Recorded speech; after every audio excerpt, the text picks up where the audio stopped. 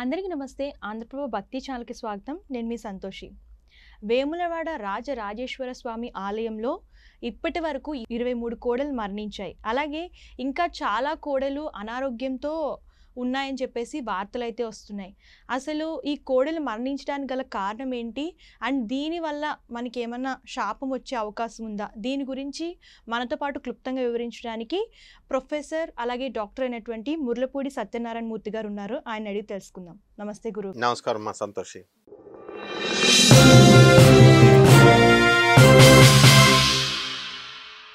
ఇప్పటి వరకు వేములవాడ రాజరాజేశ్వరి స్వామి ఆలయంలో 23 కోడలు మరణించాయి అని చెప్తున్నారు బయటికి.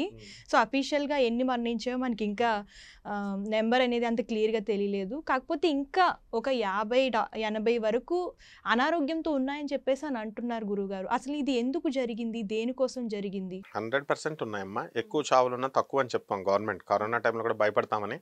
ఇప్పుడు ఆల్రెడీ పిహెచ్సిల్లో వాటిలో సెమినార్స్ ఉన్నా మెడికల్ డైరెక్టర్ చెప్తారు బయటికి చెప్పొద్దని. ఇవన్నీ కామన్. సో ఒక 50 దాకా పోయినా 23 అని అన్నారు, 53 వరకు అని నిన్న కూడా చెప్పారు. ఇవన్నీ ఏంటంటే ఈ మనుషులకి ఏమోనమ్మా double bedroom, triple bedroom, 4 bedroom కావాలి. కానీ ఆవులని పాపం మొత్తము అన్నిటిని కలిపేసి ఒక షెడ్లో తోసేస్తుంది. సో వేములవాడ రాజరాజేశ్వర స్వామి గుడి ప్రపంచంలో అంటే భారతదేశంలోనే ఇండియాలోనే సెకండ్ కలెక్షన్. ఈ తిరుపతి తర్వాత బెజవాడ దేవస్థానం అనుకుంటాం కదా, కాదు. వేములవాడ రాజరాజేశ్వర స్వామి కలెక్షన్లో నెంబర్ 1 తెలుగు రాష్ట్రాలు రెండిట్లో. నెక్స్ట్ కోడెల పూజ అంటే దీనికి ఒక ఎద్దు గిత్తని మనం దానం చేస్తాం. దానికి 200 రూపీస్ 500 రూపీస్ టికెట్ ఉంటుంది. ఆ టికెట్లను కోస్తే వేలాది రూపాయలు డైలీ వస్తుంది. కాబట్టి సఫిషియంట్ ల్యాండ్లు ఉన్నాయి వాళ్ళ దేవస్థానానికి. కొన్ని వందల ఎకరాలు ఉన్నాయి, వేల ఎకరాలు. అందులో చక్కగా ఒక పెద్ద గ్రౌండ్ తీసుకుని ఒక 30 ఎకరాల్లో ఈ గిత్తలన్నీ పెట్టి చక్కగా చేసుకోవచ్చు. వీళ్ళు ఏం చేస్తారంటే ఆ గుడికి దగ్గరలో ఉండాలని ఆ తర్వాత పెట్టడము, వాళ్ళకి పర్యవేక్షణకి రోజు ఆఫీసర్స్ వెళ్ళలేరు కదా, సో లోయర్ క్యాడరే స్టాఫ్కి అప్ చెప్తారు.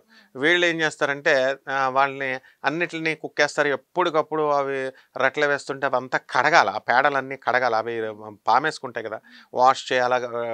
ఒక 10 ఆవులను మెయింటైన్ చేయడమే కష్టం. అలాంటిది వేల ఆవులు ఉన్నాయి, వేల కోడలు ఉన్నాయి అందులో. సో ఇవన్నీ క్లీన్ చేయాలి, ఇవన్నీ వాటర్ ఇచ్చేయాలా, అవన్నీ జరగవు. అండ్ నెక్స్ట్ ఏంటంటే పాలు ఇస్తుంటే ఇంట్రెస్ట్ వస్తుంది ఎవరికైనా. ఈ కోడలికి పాలు ఇవ్వవు కాబట్టి వీళ్ళకి ఏమున్నాయిలే అని తోసేస్తారనమాట. నెక్స్ట్ రెండవది మెయిన్గా ఈ యొక్క కోడలికి గ్రీన్ గ్రాస్ పెట్టాలి. ఆవులకైనా ఎక్కడ పెడుతున్నాం మనం సిటీల్లో గ్రీన్ గ్రాస్ లేదు కాబట్టి మనం ఏం చేస్తున్నాం, మామూలు ఎండుగడ్డే కొంచెం ఏదో మేత పెడుతున్నాం. అందువల్ల అందులో హైజీనిటీ ఉండాలి, పొటెన్షియల్ మంచి ఫుడ్ పెట్టాలి అనేది చూసుకోవాలి వీళ్ళు. అలాంటివన్నీ ఫుడ్ పెట్టిన తర్వాత చాలామంది గోశాలలు కాబట్టి అని చెప్పేసి ఫ్రూట్స్ అవి తెస్తూ ఉంటారు. ఈ లోయర్ క్యాడరే వాళ్ళు ఏం చేస్తారంటే కక్కుర్తి పడతారు. ఎందువలన ఇప్పుడు కపట బ్రహ్మల, కపట జ్యోతిష్కల, కపట మంత్రగాళ్ళు వచ్చేసారు. ఇప్పుడు వాళ్ళు ఏమంటారంటే ఎంతలా చెప్తున్నారంటే రెమెడీస్. ఇంతకుముందు పాపం పంతులు గారులు మంచివాళ్ళు, వాళ్ళు ఏం చెప్పేవారు, వెళ్ళి దానం చేయండి, ఒక ఆవులకి దానం చేయండి, ఫ్రూట్సో లేకపోతే వెజిటబుల్స్ అనేవారు. ఇన్ని పట్టుకెళ్ళే వాళ్ళం పెట్టేవాళ్ళం. ఇప్పుడు వచ్చిన వాళ్ళు ఎలా తెలుసా, ఒకటే తోటకూర, ఒకటే కీర, ఒకటే గోంగూర కాడ, ఒకటే 2 పెడితే ఇంత పెడితే ఆవు బలిసిపోద్దని. వీళ్ళకి ఇవ్వాల్సిన ఫీజులు మాత్రం 2 లక్షలు 3 లక్షలు. మళ్ళీ వీళ్ళని మనం కపటగాళ్ళంటే మన మీదకి యుద్ధానికి వస్తారనమాట. సో ఇటువంటి యూజ్లెస్ ఫెలోస్ అందరూ ఉన్నారు కాబట్టి ఏం జరుగుతాయని అంటే అమ్మా, ఈ ఫ్రూట్స్ అన్నీ ఇస్తారు కదా, ఆ ఫ్రూట్స్ అన్నీ తినేస్తున్నారు. లోయర్ క్యాడర్ వాళ్ళు తీసుకుంటారు, మరి అక్కర్లేదులే మామూలు ఫుడ్ పెడుతున్నాం కదని. సో ఈ రకంగా హైజీనిటీ లేదు అక్కడ. రెండోది మంచి ఫ్రూట్స్ ఇలాంటివన్నీ కూడా వీళ్ళు మంచిగా పెట్టాలి. వీటికి పాపం చిన్న పిల్లల్లా చూసుకోవాలా. అండ్ యానిమల్ వెల్ఫేర్ డిపార్ట్మెంట్ ఒకటి వర్క్ చేస్తుంది ఢిల్లీలో, మెడ్రాస్లో ఉండేది ఇంతకుముందు హెడ్ క్వార్టర్స్. వాళ్ళు వచ్చి మానిటర్ చేయాలి. బ్లూ క్రాస్ అమల గారు, మేనకా గాంధీ వీళ్ళంతా జంతు ప్రేమికులు. నేను కూడా బ్లూ క్రాస్లో మా కుమారి అమల మేడంతో నేను సర్వ్ చేశాను. సో అలాంటప్పుడు మాకు అర్థమవుతుంది, వాళ్ళు వచ్చి మానిటర్ చేయాలి. ఉమెన్ యానిమల్ వెల్ఫేర్ డిపార్ట్మెంట్ రావట్లే. కాబట్టి ఇక్కడేమో ఎగ్జిక్యూటివ్ ఆఫీసర్లు వీళ్ళ పనులు బిజీలో ఉంటారు. కలెక్షన్ వచ్చింది కదా చాలు కదా అని. పిచ్చ డబ్బు వచ్చినప్పుడు ఎంప్లాయీస్ని పెంచాలి, వైద్యం చేయాలి, డాక్టర్స్ని పెంచాలి. వైరల్ ఇన్ఫెక్షన్స్ ఉంటాయి కదా, ఆ వైరల్ ఇన్ఫెక్షన్స్ ఏమవుతాయంటే స్ప్రెడ్ అయిపోతాయి. ఒక పశువుకు వచ్చింది అనుకో, టకటక బ్యాక్టీరియా, ఫంగల్ ఇన్ఫెక్షన్స్ లాగా వైరల్ ఇన్ఫెక్షన్స్ స్ప్రెడ్ అయిపోయి పోతాయి.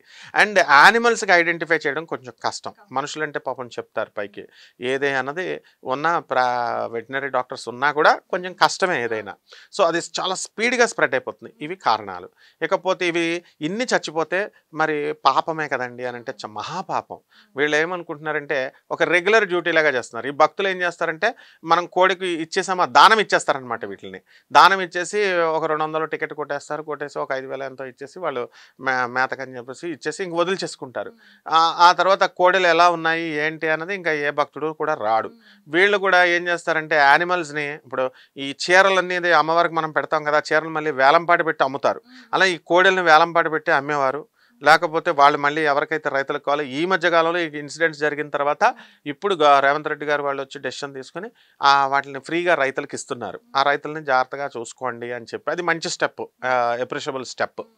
అయితే ఈ మంచిగా తిప్పుకు రావాలి. ఇవేమో ఒక షెడ్లో వేసేస్తారు, సిమెంట్లో వేసేస్తారు. వాటికేమో కాళ్ళు అవన్నీ జారితే స్కిడ్ అయితే మనుషుల కన్నట్టే కాళ్ళు ఫ్రాక్చర్లు అన్నీ కూడా అవుతూ ఉంటాయి. ఈ యొక్క వాళ్ళు ఏం చేస్తారంటే భక్తులు కూడా రొటీన్గా ఉంటారు. ఈ ఎంప్లాయీస్ ధర్మాదాయ శాఖ ధర్మాదాయ శాఖ అంటే ఏంటమ్మా, ధర్మంగా ఉండాలి అని. వాళ్ళు ఇతర డిపార్ట్మెంట్స్లో వర్క్ చేస్తున్నట్టు, స్టేట్ గవర్నమెంట్ ఎంప్లాయీస్ వర్క్ చేస్తున్నట్టు ఆర్టీసీ వాళ్ళు బస్సుకు రా లోనికి పో అన్నట్టు, ఏంటి రేవంత్ రెడ్డి గారు మీకు ఫ్రీగా పెట్టారు టికెట్లు, వీళ్ళు సొమ్ము ఏం పోయింది, కండక్టర్ల సొమ్ము ఆయన పెట్టాడు, గవర్నమెంట్ పాలసీ. వీళ్ళు ఇసుక్కుంటున్నారు గర్ల్స్ మీద, స్టూడెంట్స్ మీద.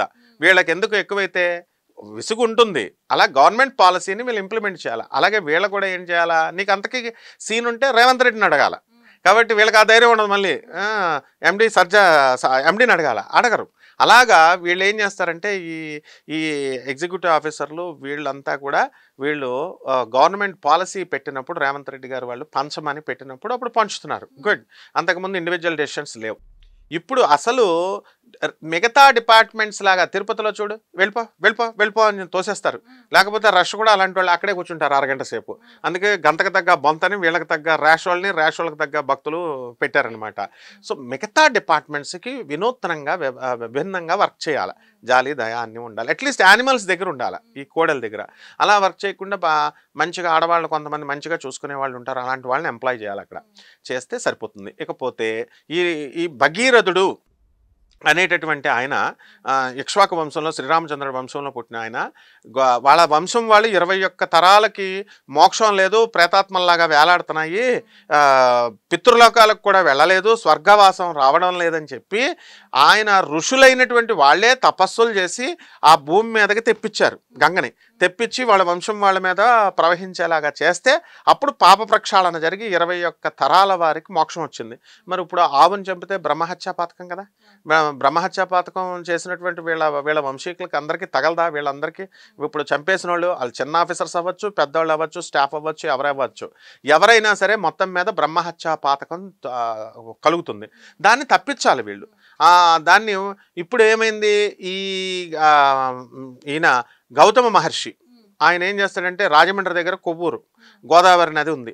ఆయన ఏం చేస్తాడు, వాళ్ళ అక్కడంతా ఎండిపోతుంటే ఈ పంటలు లేవు, గోదావరిని ఎలాగైనా రప్పించాలి, ఏం చేయాలని ఋషులంతా ప్లాన్ చేసి తమ తపశ్శక్తితో ఒక ఆవుని సృష్టిస్తారు.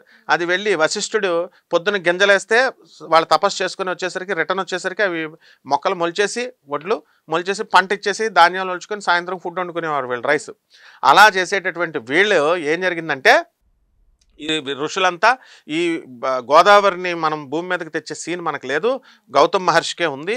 కాబట్టి ఏం చేద్దామంటే ఆవుని చంపేసేలాగా ప్లాన్ ఇద్దామని చెప్పేసి వీళ్ళంతా ఆవు వెళ్ళి అక్కడ గౌతమ్ మహర్షి పొలంలో తింటుంటే గౌతమ్ మహర్షి ఏం చేస్తాడు, ఒక గడ్డి పోచ తీసి మంత్రించి ఇలాగ వేస్తే ఊరికనే బెదిరిద్దామని అది ఆవు చచ్చిపోద్ది. ఈ మిగతా ఋషులు అలా చంపేసేలా చేసేసరికి అదిగో బ్రహ్మహత్య చేసేసావు, నువ్వు ఆవుని చంపేసావు, పాపం వచ్చింది, నువ్వు గోదావరిని రప్పించాల్సిందే అని చెప్తే ఆ గోదావరి అంతా కూడా వచ్చిన తర్వాత అందుకే దాన్ని జాహ్నవి గౌతమి నది అని అంటాం.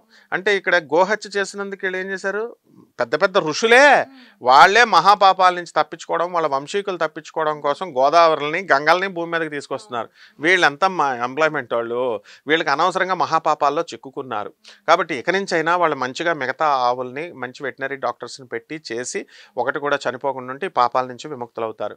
అలాగే మరి చాలామంది చెప్తున్నారు కొన్ని లక్ష ఆవుల సేవలు చేసుకోవాలని చెప్పేసి సేవ చేసుకొని జాగ్రత్తగా వాళ్ళు అక్కడికి ఎలాగో 1,00,000 ఆవులు ఎలాగో వచ్చేస్తాయి ఒక 2-3 ఇయర్స్లో వస్తే ఆ వాటిని అన్నిటికి కూడా మంచిగా చూసుకొని సేవ చేసుకుంటే సరిపోతుందమ్మా. అంతేగాని ప్రత్యేకించి మళ్ళీ పూజలు హోమాలు అని అలా పోవు అనమాట. మనం మన చిన్న బేబీలాగా మనం ట్రీట్ చేయాలి, జాగ్రత్తగా చూసుకుంటే సరిపోతుందమ్మా. చాలా చక్కగా వివరించారు గురువుగారు. ధన్యవాదాలు. ధన్యవాదాలు.